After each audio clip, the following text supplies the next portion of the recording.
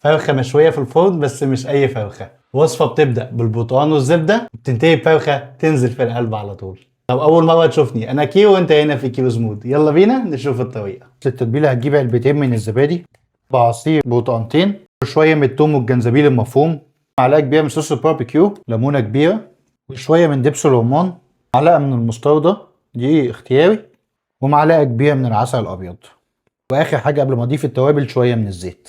بعد كده هنزل بقى بميكس من التوابل كده انا عامله مخصوص للريسيبي دي، وابدا اقلب كل ده مع بعض. بعد كده هجيب فرختنا الجميله اللي وزنها تقريبا كيلو 100 جرام، كده اضيف عليها الميكس اللي احنا عملناه.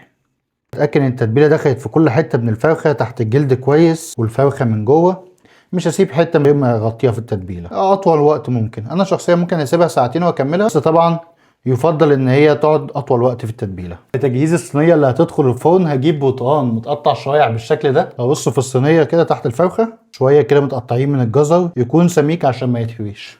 اجيب بقى الفرخه بتاعتي، اروح ضايف شويه من الجزر جوه الفرخه، اجيب حته من الزبده كده ادلع الفراخ تحت الجلد في كل حته، اتاكد ان هي اتوزعت كويس بايدي كده، اروح ماسك الفرخه مديلها تكتيفه عشان ادخلها الفرن، واضيف بقى شويه من التتبيله في الاخر كده.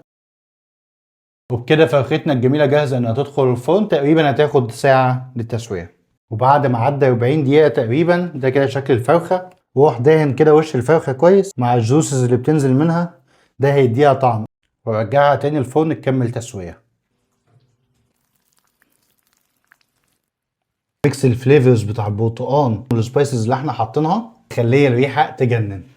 فرخه طالعه من الفرن اصلا دايبه، بصوا بتتقطع لوحدها اساسا. ناخد شويه كده من الصوص والبرتقال اللي مدي طعم مختلف جدا للفرخه.